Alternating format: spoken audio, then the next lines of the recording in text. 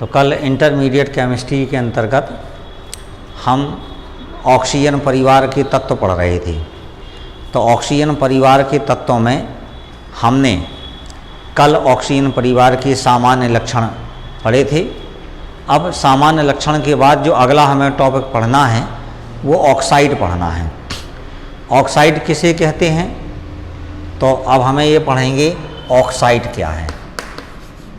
ठीक, किसी तत्व की ऑक्सीजन से क्रिया करने पर बने द्विअंगी जो यौगिक होते हैं या कंपाउंड होते हैं वो ऑक्साइड कहलाते हैं।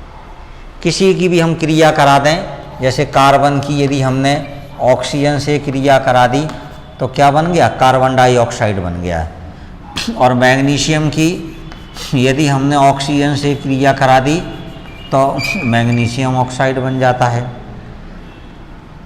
इसी प्रकार से यदि हम फास्फोरस की करा दें ऑक्सीजन से तो क्या बन जाता है, P2O5 बन जाता है। बैलेंस करना है तो 2P करना पड़ेगा, सॉरी यहाँ O5 कितने हैं, O5 है, यहाँ 2 हैं तो यहाँ 5 का गुणा कर दें, यहाँ 2 का कर दें, यहाँ 4P हो जाएगा। तो ये ऑक्साइड बन जाते हैं। किसी तत्व की धातु हो सकता है, अधातु कोई भी हो सकता है, जब हम उसकी ऑक्सीजन से क्रिया करते हैं तो जो बने कंपाउंड होते हैं वो ऑक्साइड कहलाते हैं। अब ऑक्साइड का वर्गीकरण करना है तो ऐसा बताया गया है कि ऑक्साइड जो प्रकृति है, प्रकृति के आधार पर ऑक्साइड जो होते हैं वो निम्न प्रकार के होते हैं। तो नंबर ए है अम्लीय ऑक्साइड। नंबर 1 क्या है भाई, अम्लीय ऑक्साइड, ये होता है। अब अम्लीय ऑक्साइड में क्या है, वे ऑक्साइड जो जल में घुल करके अम्ल का निर्माण करते हैं अम्लीय ऑक्साइड कहलाते हैं। क्या कम ने, बे ऑक्साइड जो जल में विलय होकर के अम्ल का निर्माण करते हैं अम्लीय ऑक्साइड कहलाते हैं। और जो अधातुओं के ऑक्साइड होते हैं वो अम्लीय होते हैं। जैसे उदाहरण के तौर पर कार्बन डाइऑक्साइड की हमने जल से क्रिया करा दी तो ये कार्बोनिक अम्ल बन गया। अगला नाइट्रोजन का ऑक्साइड है NO2, उसकी हमने जल से क्रिया करा दी तो HNO3 बन जाता है। ठीक, और देखें अगर हमने फास्फोरस पेंटाऑक्साइड की जल से क्रिया करा दी तो आर्थोफास्फोरिक अम्ल बन जाता है H3PO4। तो वे ऑक्साइड जो जल में विलय होकर के अम्ल का निर्माण कर लेते हैं अम्लीय ऑक्साइड कहलाते हैं। या क्षारीय ऑक्साइडों से क्रिया करके लवण बना लें तो वो जो है अम्लीय ऑक्साइड कहलाते हैं। जो अधातुओं के ऑक्साइड होते हैं वो अम्लीय होते हैं। बैलेंस करना है इसको, P कितने हैं 2 तो हमने 2 कर दिया, H 6 हो गए तो 3H2O हो गया, यहाँ H 2 हैं तो 2 ये हो गया, यहाँ क्या हो जाएगा 2NO2 हो जाएगा। ठीक, ये है। बाकी बैलेंस कर लिया जाएगा, बैलेंस में तो कोई वो नहीं है, ये है।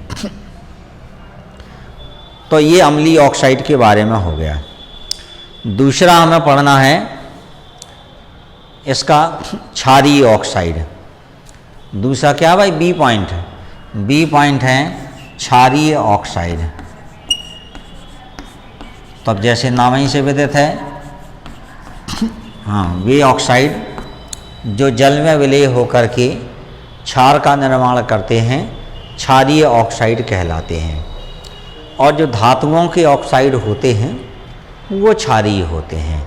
जैसे Na2O, यदि हम इसको जल में विलय कर दें तो क्या बन जाएगा, सोडियम हाइड्रोक्साइड NaOH।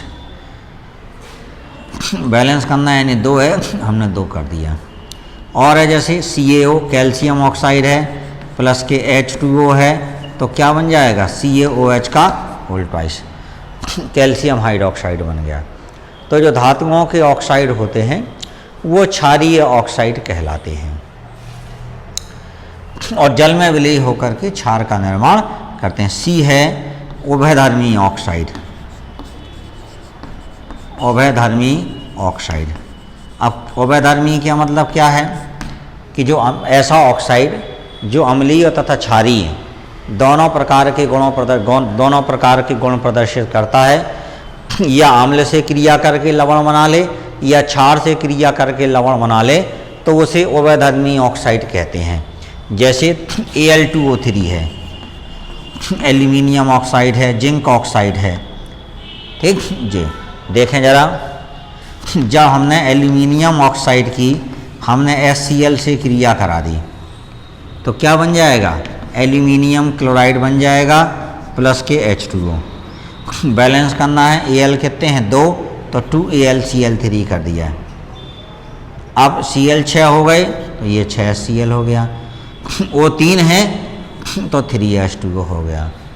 ठीक, और क्या है, यदि Al2O3 है, एल्यूमिनियम ऑक्साइड है, ये सोडियम हाइड्रोक्साइड से क्रिया करा देते हैं तो हमारा ये लवण बन जाता सोडियम मेटा एल्यूमिनेट प्लस के H2O।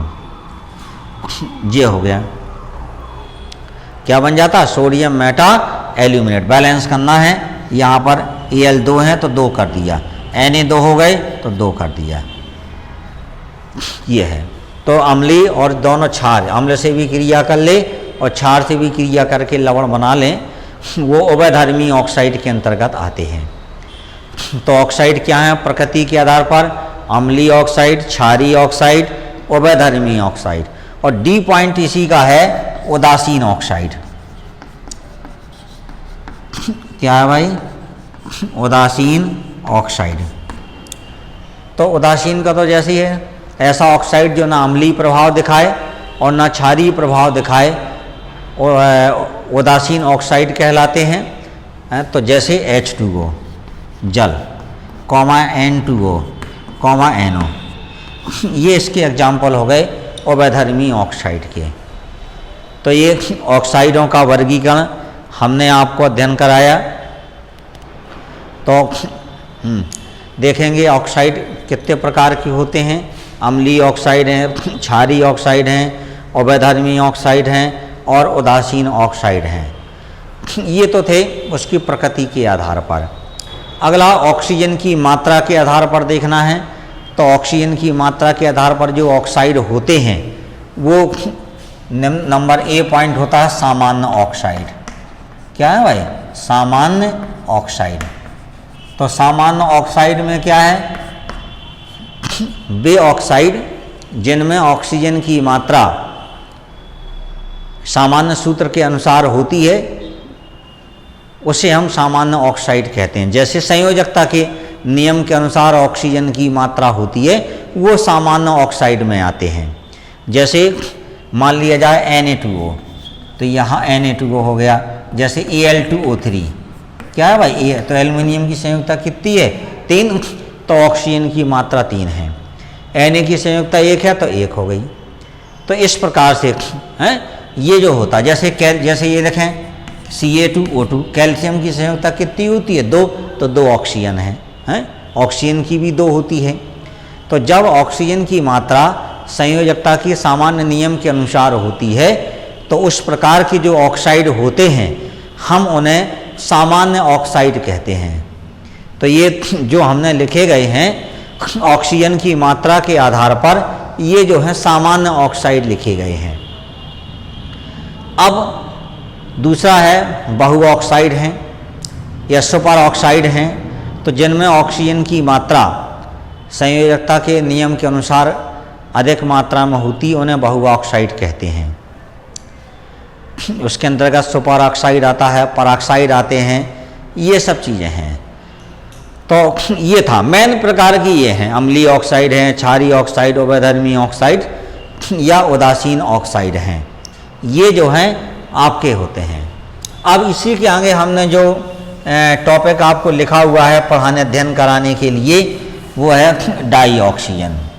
क्या लिखवाया गया है भाई, डाई ऑक्सीजन पढ़ाना है। O2, हमें O2 का अध्ययन करना है। तो हम O2 के बनाने की प्रयोगशाला विधि हैं और अन्य विधियां हैं और इसके वो हैं, तो इसका अध्ययन करेंगे। देखते हैं जरा। तो ऑक्सीजन में क्या है बनाने की, ऑक्सीजन का सूत्र क्या होता है भाई, O2 होता है। तो बनाने की विधि में नंबर 1 है प्रयोगशाला विधि। कौन सी विधि है भाई? प्रयोगशाला विधि है। तो प्रयोगशाला में ऑक्सीजन का निर्माण पोटेशियम क्लोरेट, क्या सूत्र होता पोटेशियम क्लोरेट का? KClO3, मैंगनीज डाइऑक्साइड उत्प्रेरक की उपस्थिति में, KClO3 की उपस्थिति MnO2 की उपस्थिति में हम गर्म करते हैं तो KCl बन जाता है, अपघटित होकर के ऑक्सीजन बन जाता है और ये MnO2 उत्प्रेरक का कार्य करता है, तो ये आ जाता है। बैलेंस करना है, यहाँ पर O कितने हैं 3, यहाँ पर O कितने हैं 2, यहाँ 3 का गुणा कर दिया, यहाँ हमने 2 का गुणा कर दिया, तो ये समीकरण हो गया। MnO2 क्या करता है? उत्प्रेरक का कार्य करता है, क्योंकि जब हम पोटेशियम क्लोरेट को अकेले गर्म करते हैं तो ऑक्सीजन का निर्माण बहुत मंद गति से होता है, तो इसकी गति को बढ़ाने के लिए हम इसमें MnO2 उत्प्रेरक मिला देते हैं। अब करते क्या हैं? प्रयोगशाला में ऑक्सीजन गैस का निर्माण करने के लिए एक कठोर कांच की नली लेते हैं। इस कठोर कांच की नली में पोटेशियम क्लोरेट, कौन का भाई? पोटेशियम क्लोरेट का सूत्र क्या होता है? KClO3 और मैंगनीज डाइऑक्साइड उत्प्रेरक का मिश्रण 4:1 में ले लेते हैं। हमने इसको क्या किया? स्टैंड पर कस दिया, ठीक। फिर हम इसको गर्म करते हैं।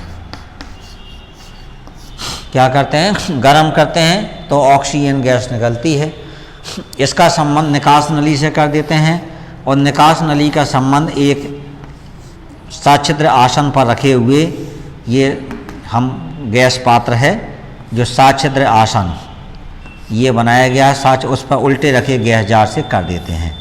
ये गैस जार हमारा रखा हुआ है जिसमें जल भरा रहता है। ये क्या भरा है इसमें? ये जल भरा हुआ है। तो सच्छिद्र आसन से हम कर देते हैं। ये हमारा इसका चित्र है।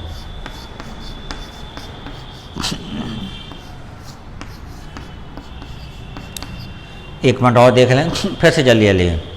प्रयोगशाला में ऑक्सीजन गैस का निर्माण करने के लिए एक कठोर कांच की नली में पोटेशियम क्लोरेट और मैंगनीज डाइऑक्साइड के मिश्रण को 4:1 में लेते हैं और इस कठोर कांच की नली का संबंध निकास नली द्वारा एक सच्छिद्र आसन पर रखे हुए उल्टे गैस जार से कर देते हैं।